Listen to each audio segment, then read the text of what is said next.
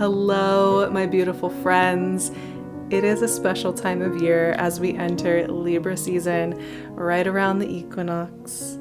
And I have a special love for this archetype. Maybe it's because it's my midheaven. Maybe it's because the more you learn about this particular archetype and this season, I think the more you fall in love with it.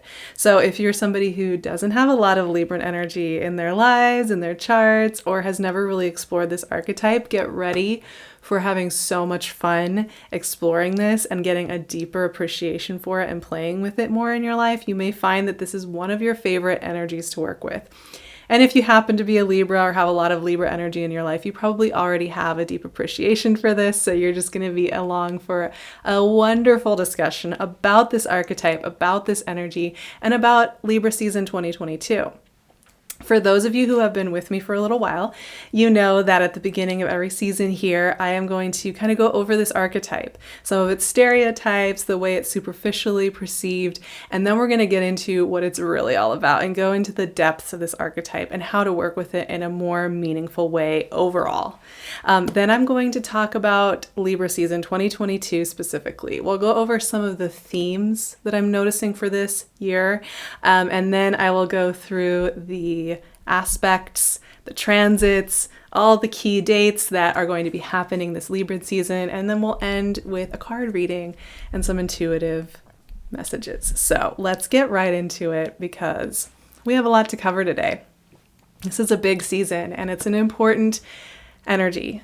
So Libran energy, it's the sign of justice, the scales, relationships. It's ruled by Venus. It is the cardinal air sign. It happens right as we hit the equinox in September. Libran season always opens at that time of year.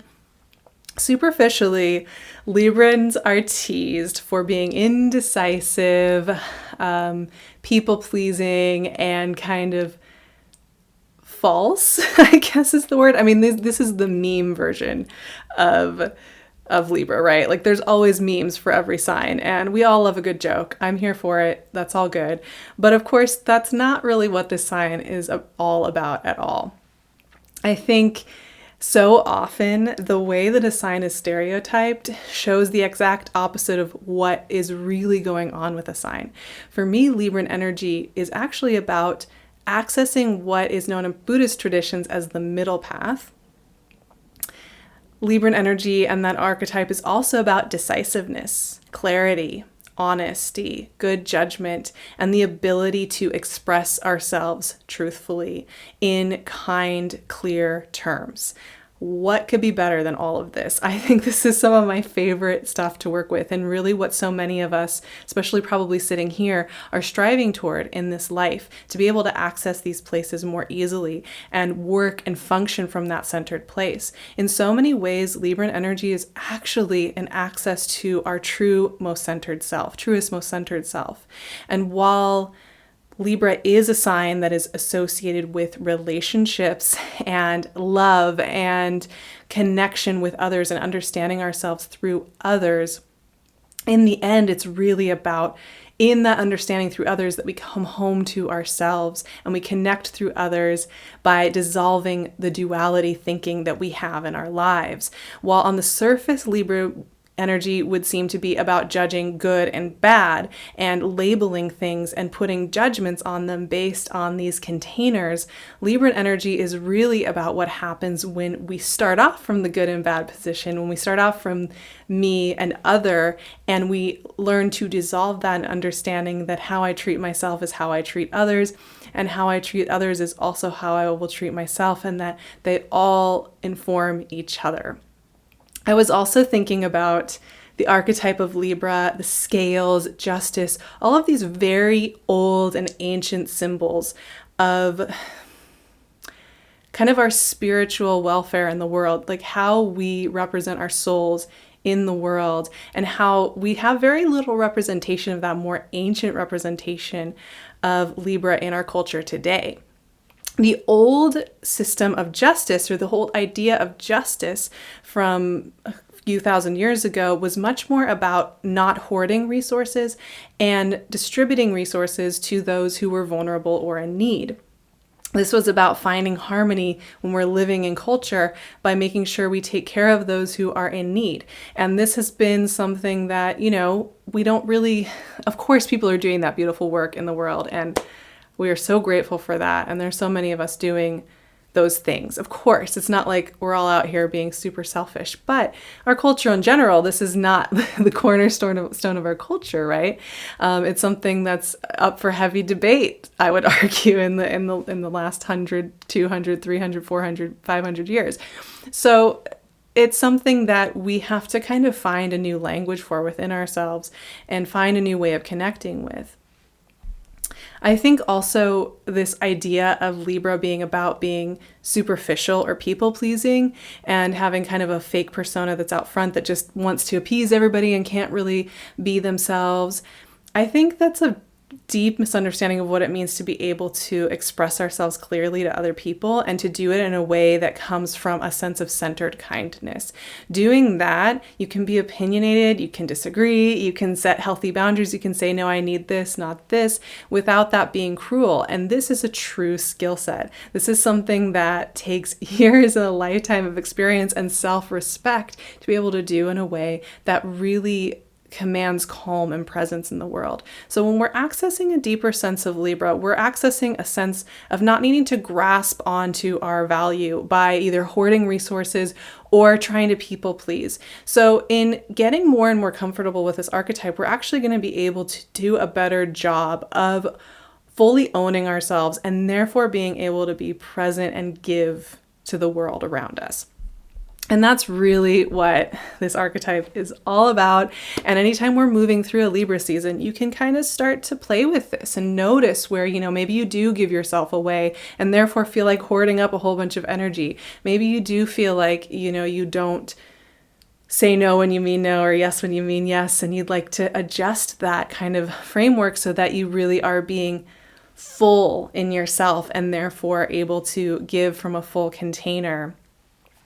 And also, if you have been doing a lot of self-judgment around being good or being bad, this is going to be a beautiful season for learning to dissolve a little bit of those judgments that we place on ourselves and on others that have so much to do with these value-based systems of black and white thinking without the nuance. Libran energy at its best will allow us to see the nuance in things and allow us to release some of the deep self-judgment that we place on ourselves in living this life. So that is my pitch for why I think Libran energy can be some of the most profound and potent energy of the whole year and is so connected to holding our center and how we move out from there. Ironically enough, even though we always think of that maybe more as an Aries energy. Let's get into some of the themes for this particular Libra season. The biggest one, the most important one, the one that I think probably applies to most years of Libra seasons, is going to be honesty within ourselves. And I'm not here to say that we're all lying to ourselves and that we're all, deluding ourselves. That's not really what it's about.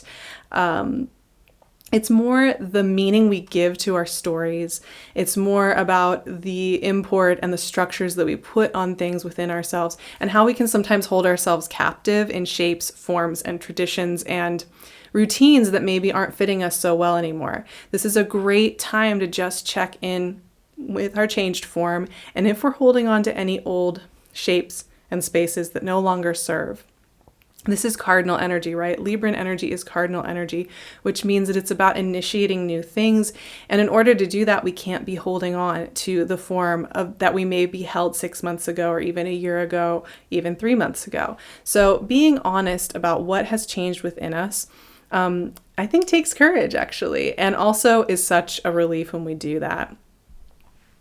Kind of the question that came up for me there was, what have we been forcing ourselves to continue?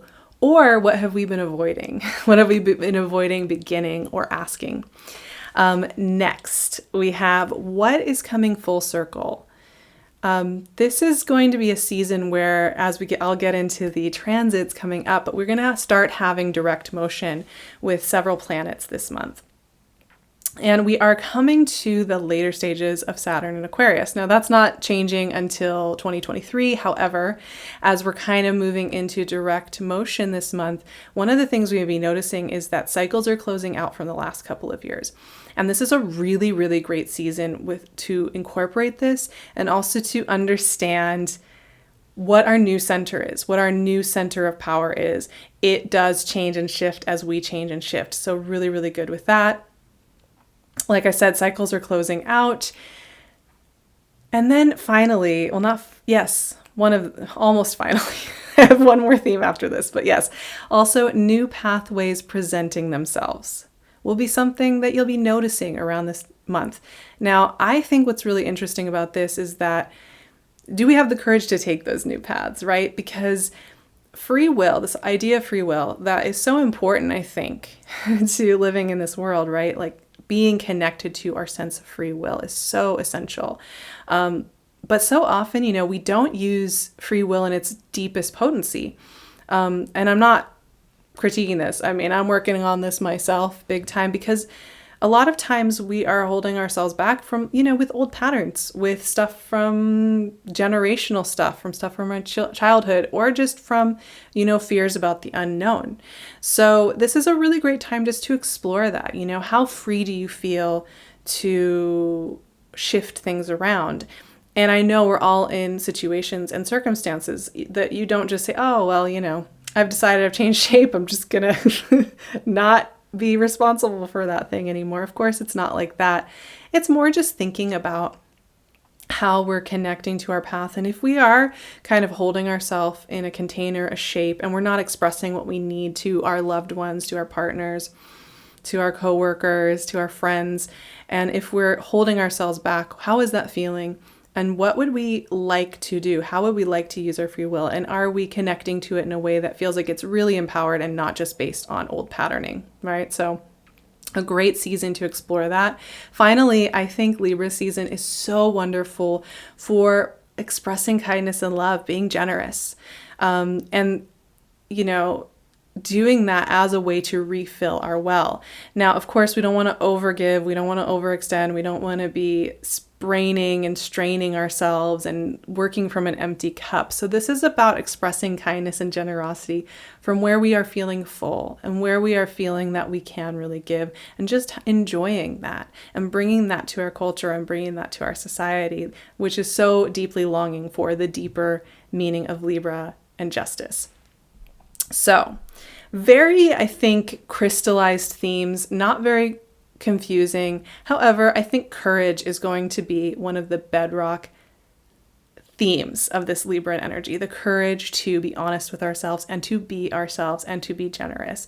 Those all take a certain level of connection to self with the capital S, connection to spirit with the capital S, in order for us to extend that energy outward. So it will be an inward first, outward second kind of process as always.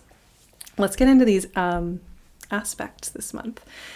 So Libra season begins on the 22nd. The sun moves in there. This year, the equinox is on the 22nd. Right after the sun moves into Libra, Mercury moves back into Virgo. So the sun and Mercury are going to meet up right away at the beginning of this Libra season, right at the center point of Mercury retrograde, which is a really great time to just check in with how that's going for you. How is your Mercury retrograde feeling? I did a video about that if you want to check it out. So as Mercury moves back into Virgo on the 23rd, the theme that we're going to be focusing on for the rest of Mercury retrograde is going to be letting go of perfection as a protection mechanism, as the way that we get our lovability, our worthiness, and our safety. So we're going to be exploring that theme as a collective and as individuals, I think, as well.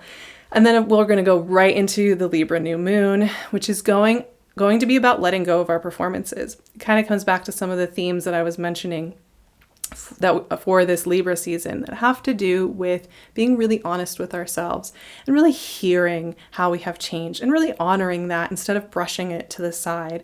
So that new moon is really going to emphasize that energetic process. Very shortly after that, on September 29th, Venus is going to enter Libra. Venus rules Libra. Venus is very happy in Libra, of course. This transit, Venus moving through Libra, is going to be so much about how the beauty of living, the beauty and the art of living a life of meaning and generosity, and just really devoting our energy to that. I think just being given that green light, that permission to make life a work of art that overflows, and we therefore give freely of our energy, is so beautiful. And we're going to be seeing an emphasis on that energy as we move through a lot of this Libran season. On October 2nd, we're already going to be in October. Wow. Mercury goes direct in Virgo. So this will be a great time to just kind of reflect over the preceding 3 weeks. What were the themes? And in the coming 3 weeks ahead, starting on October 2nd, we'll be integrating whatever we learned during Mercury retrograde. So that'll be a great time to kind of start feeling like we are starting to move into some new territory. You know, Mercury retrogrades just offer us an opportunity to integrate whatever we're learning so we can start moving forward. October 8th, we have another direct planet. Pluto goes direct in Capricorn. So what have the last 5 months-ish shown you about your relationships to empowerment and change? How have you changed and grown? Because a lot of times Pluto retrograde, a whole bunch of change and growth will culminate through those months. And by the time Pluto goes direct again, we'll realize that we have found a new sense of empowerment in our change. So give yourself a moment to really honor where you have felt empowerment and emboldening in your life. You know, give yourself some credit there. Right after Pluto goes direct, we have the full moon in Aries. This full moon is going to be conjunct Chiron, and it's also going to be opposing Venus in Libra. So can we accept love right here where we are on the path now? That is going to be a big question for this full moon in Aries. I will get into that in our full moon in Aries chat, so I can't go deep into it today, but keep that in mind. Can you accept love? Can you accept well-being? Can you accept safety the way you are right now? Not having to change anything, not having to improve yourself into anything else. That will be the big question. October 10th, Mercury comes back into Libra. And as Mercury moves forward into Libra, this is going to be about storytelling and creating beauty in life once again. So like Venus's move, the mercurial side of this transit is going to be so much about the beauty of storytelling and taking the time to tell really beautiful stories about our lives and those we love. Such beautiful energy. And that will start to wrap up to the last part of Mercury's post-shadow phase as Mercury starts moving forward in Libra. The final planet that is going direct this month is going to be Saturn. Saturn is going direct in Aquarius, and that was our last Saturn retrograde in Aquarius. Can you believe it? Wow. So this is going to be, I think, the end of this season as we close out, because we're getting close to the end of Libra season here on the 22nd. What has this journey with Saturn Aquarius been for you? This is going to be a fantastic time to reflect on that and to kind of give yourself a larger perspective on the last 2.5 years. Same day, October 22nd, Sun and Venus are going to be conjunct in Libra, right at the end of Libra. As Venus and the Sun are conjunct, this is a shift in Venus's cycle. She's going to be invisible for a little bit here, a few weeks, I think, and then she's going to come back into visibility as the evening star. So Venus has a whole pattern. So this is a shift over for her as well, and this is about things culminating. And then the Sun enters Scorpio, and we will get into Scorpio energy, don't you worry. So this is a really potent month. There's a lot of symbolism.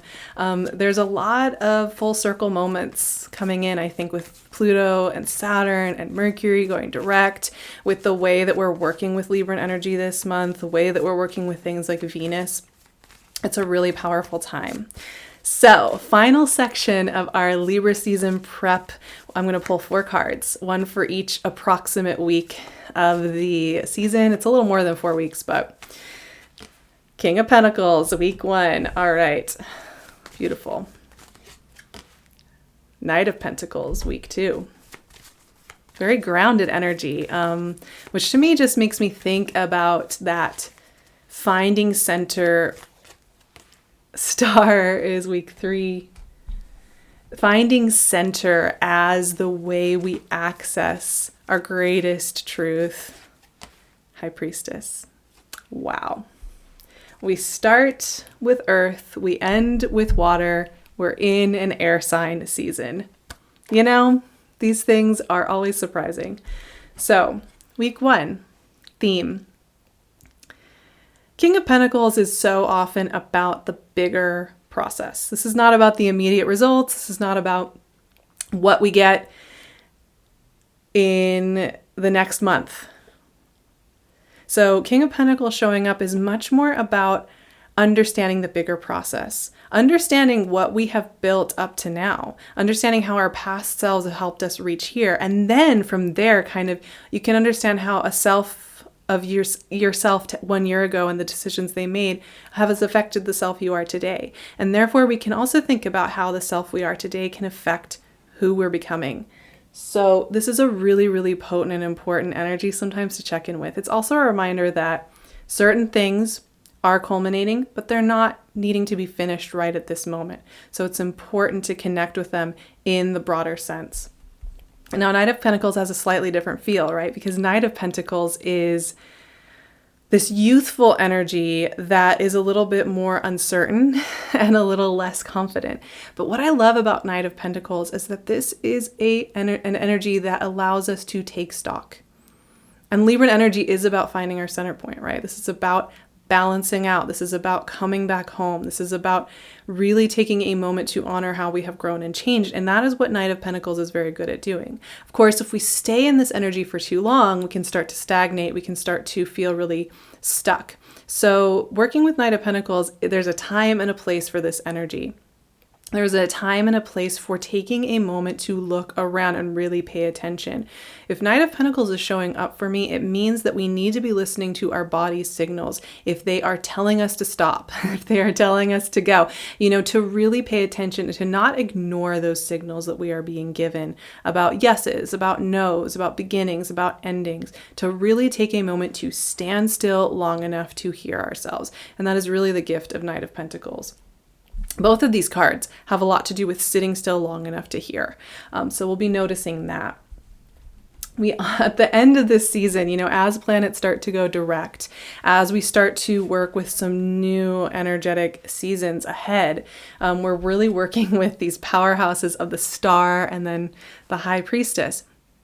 Now, the Star, to me, she's always going to be bringing us the gifts that are beyond our comfort zone. The things that are a little bit intimidating because they are outside of our knowledge center as we see it now. So there's a deal here, which is that, it's good to take stock, think about where we've come from, think about what our body's trying to tell us, think about the truth that is wanting to be really, really heard, that's already waiting within us.